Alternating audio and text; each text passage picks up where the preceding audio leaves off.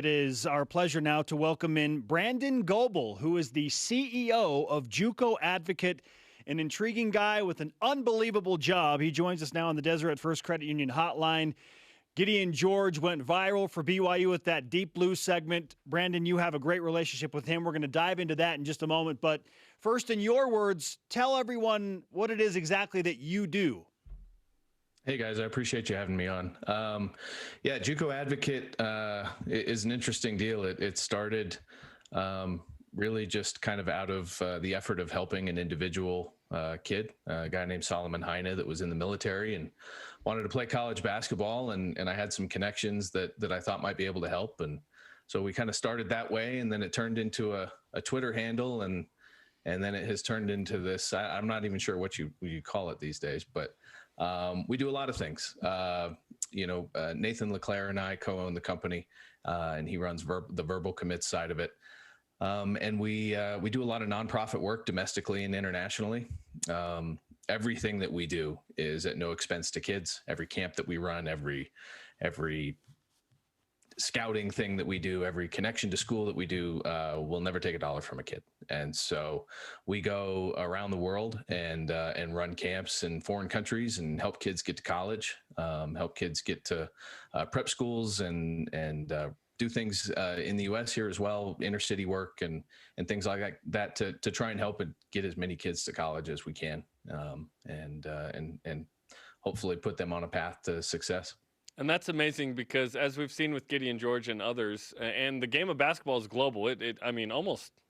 Soccer, of course, and maybe rugby, but basketball is everywhere, which is wild. Now, it's not just Nigeria and necessarily Africa you're doing stuff in, right? It's obviously Trinidad and Tobago and Tunisia, Nigeria. You guys are worldwide, it feels like. We started out, our very first one that we did internationally was in Tanzania, and went to Dar es Salaam, and that really kind of ignited the passion in everything that we do. A high school coach in Minnesota named Matt McAllister hit me on Twitter and said, "Hey, do you want to go to Tanzania?" And I didn't know who he was and had never met him. And so obviously said, "Sure. Yeah, let's go to Tanzania." And so the first time I met him was in Dar es Salaam. So I'm glad he didn't catfish me. And and we showed up and ran a camp, and a couple hundred kids showed up. And we fortunately were able to help some Congolese war refugees make it to college that are still in junior college now, and then a young man that's at a high school up in Canada right now come over and kind of start his own journey in basketball. And so we said, hey, let's go do more of these. And so we've kind of built relationships with friends around the world now. That Mario down in Trinidad Tobago, Harry and Jonathan Kolo in Minna, Nigeria, where Gideon is from. We ran a camp in Owerri where, the one that Gideon came down to. And so we're just kind of geared up to keep heading around the world and new countries and go back to the same ones and just keep running camps and keep working to help kids get to school. Brandon Goble, CEO of JUCOadvocate, with us on BYU Sports Nation, doing incredible work, to say the least, to help athletes all over the world pursue their dreams of playing sports. Speaking of, what was the inspiration behind your work and getting involved with athletes in these remote areas of the world?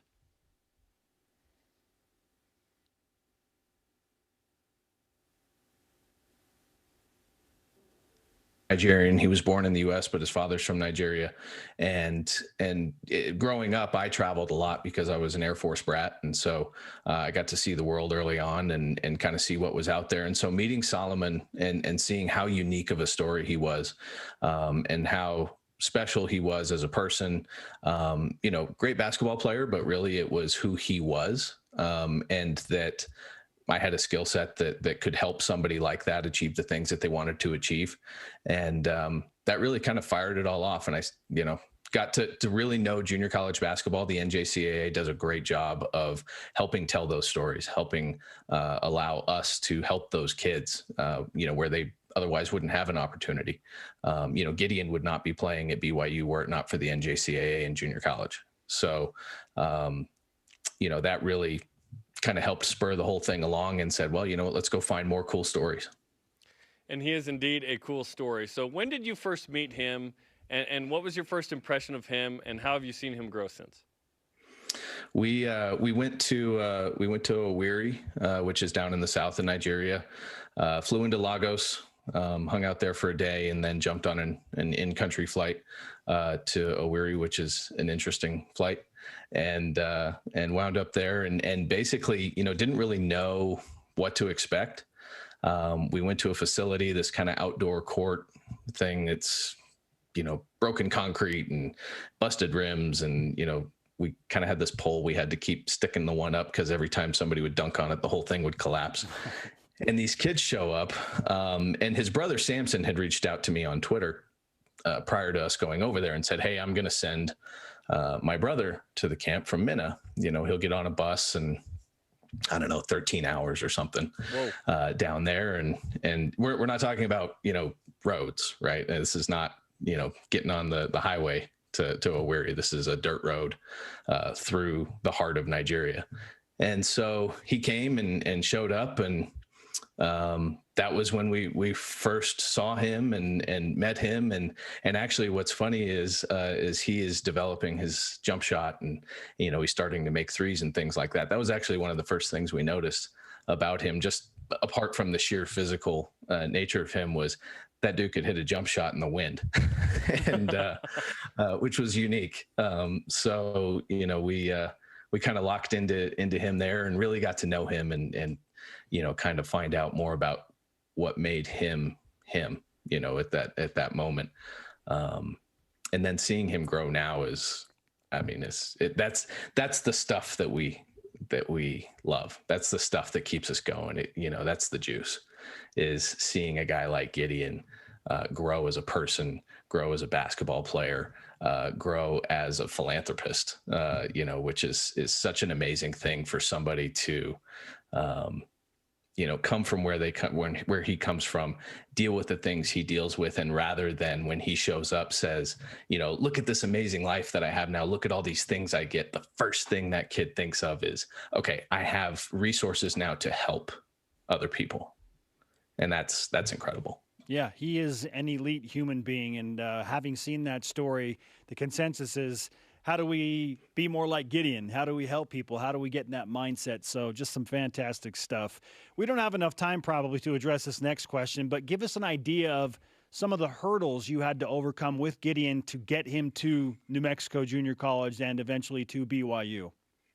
For sure. A lot of people see, especially nowadays, African players in the NBA and in college and things like that. And, they'll see the stories of Taco Fall and, Joel Embiid and everybody, and they think, okay, that's great. They came to America and they, are now successful and whatnot. But what people don't see a lot of is a lot of the things that go on in the background.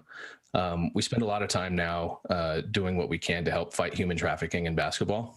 And that situation is something that, in a kind of separate way affected Gideon, because as they talked about in Deep Blue, he got denied a visa 5 or 6 times. Right. And the visa process is unbelievable, especially in a country like Nigeria.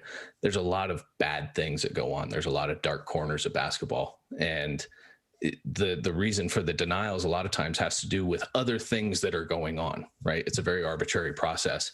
And if you're not connected to the right people and you're not doing the right things, a lot of times you can't get one. And so, getting that visa was difficult. And honestly, it was a lot of luck for him on that one to finally be able to get that thing. It's definitely easier when you're going to college.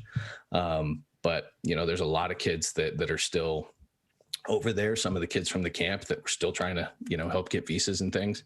And then the cost of that, right? If it weren't for Time Out for Africa and Jonathan Kolo, it would not have gone as easily for Gideon there, because $400 or $500 a pop for every interview, and they're 30 seconds long, and you got to go to either Abuja or you got to go to Lagos. Well, that's a long ways to go to these things, and you stand in front of a glass window and somebody makes an arbitrary decision right then and there whether or not you get that visa. And if they deny you, you don't get your money back.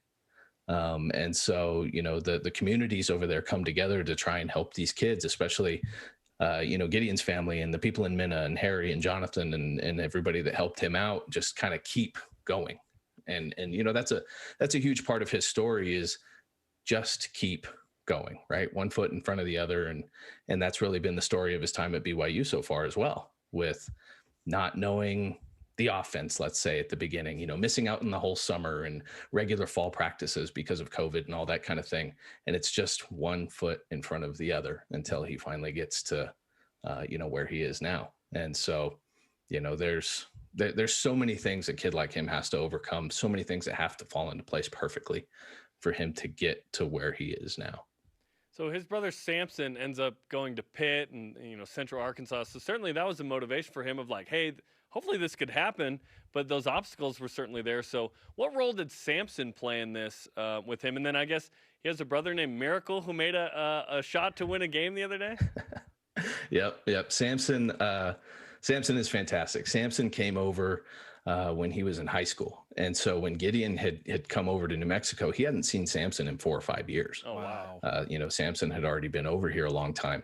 And I think that played an important part in, you know, Gideon's mental makeup as far as just keep going, like just keep trying. And, you know, the impact that Samson had on Gideon from afar, you know, can't be overstated. And so, you know, his ability to just kind of keep, you know, sticking with it and all that, a lot had to do with Samson. You know, even when he shows up at New Mexico and we would think like, oh, this is great. Like now, you know, this is it. You've made it. Right. Which is not the case. Basketball is hard, especially when you haven't played much basketball, and being in, you know, the middle of nowhere at a junior college and just completely fish out of water scenario is difficult, you know, mentally for anybody. And so Samson played a huge role in that. And then, yeah, there's little Miracle back in Minna right now. He just turned 11 the other day. And so he's maybe going to be the next George to come over and play college basketball. And you know, I told Gideon Miracle's probably going to be better than you. So you better pick your game up. But you know, they're just, it's a wonderful family. It's a wonderful set of brothers. It's wonderful people over there. You know, and in my travels, the people that I meet, you know, they're just the most amazing people. I mean, sure, we definitely run into, you know, some bad people, just like I do in the United States, but some of the people that we've met on these trips that are just unreal.